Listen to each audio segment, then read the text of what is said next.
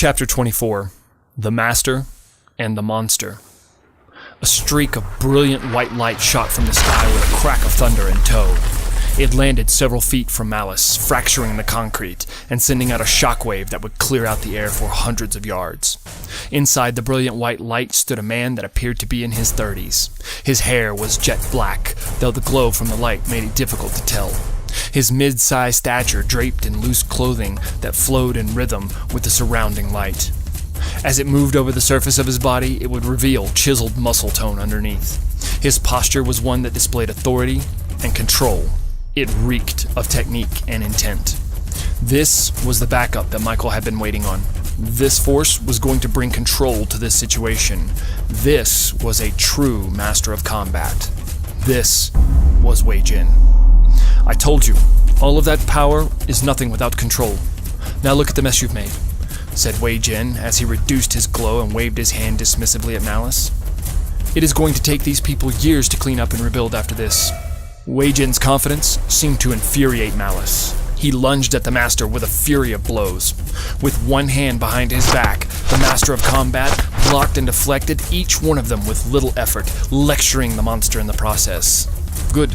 I see power, speed, emotional intent, but you lack a few things, he scolded. You have no control. Your attack is like a ravenous dog, unskilled.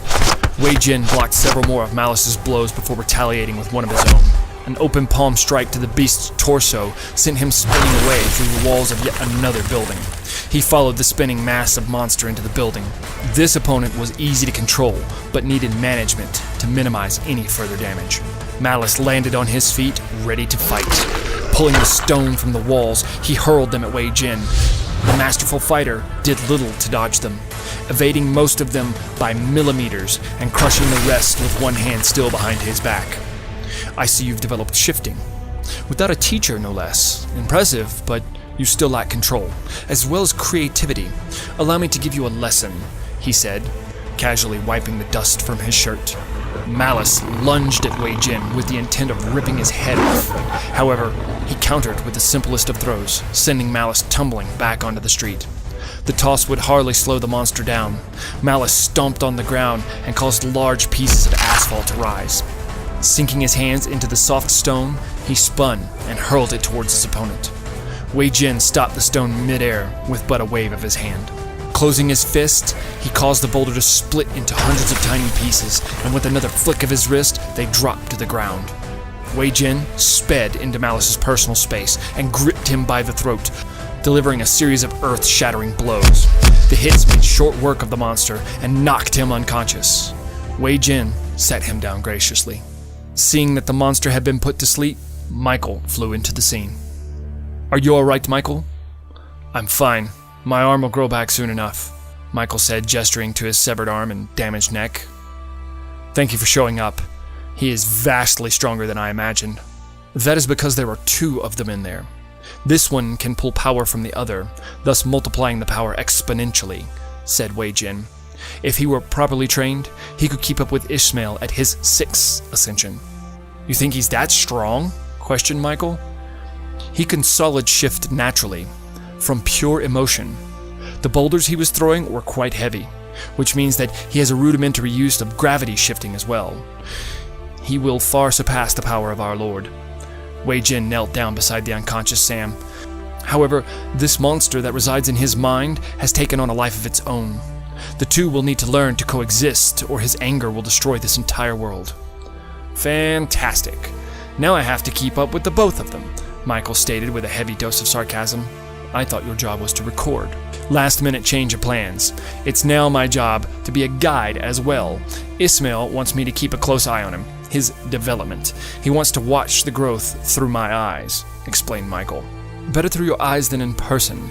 These people are not prepared to witness their Lord again, especially since his last ascension, warned Wei Jin. Speaking of the latest ascension, I like the new glow. It's rather impressive to see you in action. It is a byproduct of his gift to us. I'm sure you felt it as well? Yeah, but I didn't acquire strength and a fancy glow like you. Mine is something different, Michael said in a concealing tone.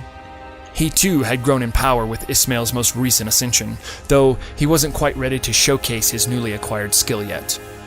Wei Jin scooped Sam up under his arm, lifting him with little effort. We need to take him to my temple. He must be trained before he unleashes destruction on this world again. Suddenly, a voice boomed from behind the smoke. You are not taking him anywhere just yet. Michael and Wei Jin snapped their heads to see a well-dressed figure walk out of the smoke. Both of their hearts dropped when they realized who it was.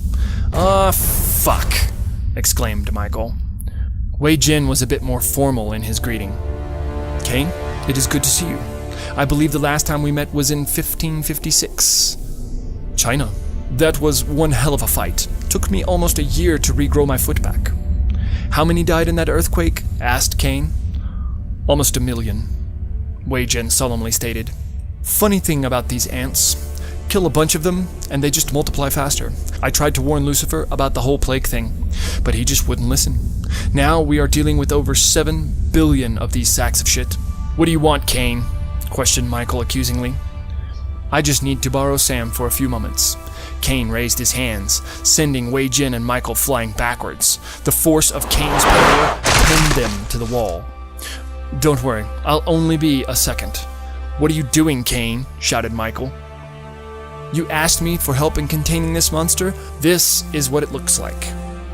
Kane grabbed Sam's unconscious body off of the ground by his throat. Sam could offer no resistance. The powerful blows from Wei Jin's fist left him helpless.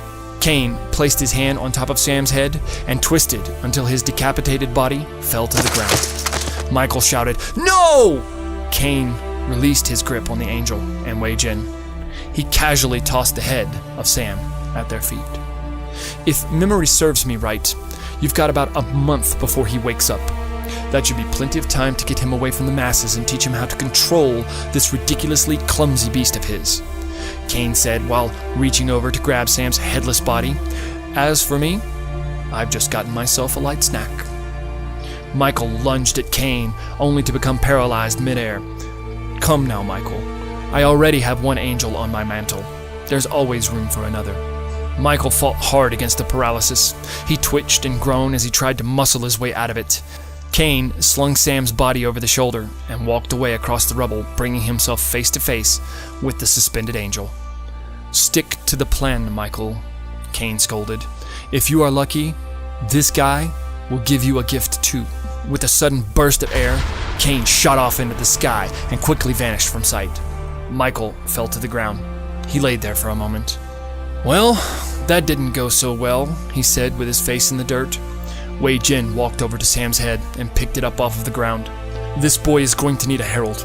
He will be way too strong to address his people when he wakes up. Michael lifted himself off of the ground with his one remaining arm. I've got just the guy for the job, he said as he stumbled to his feet. We should take him with us.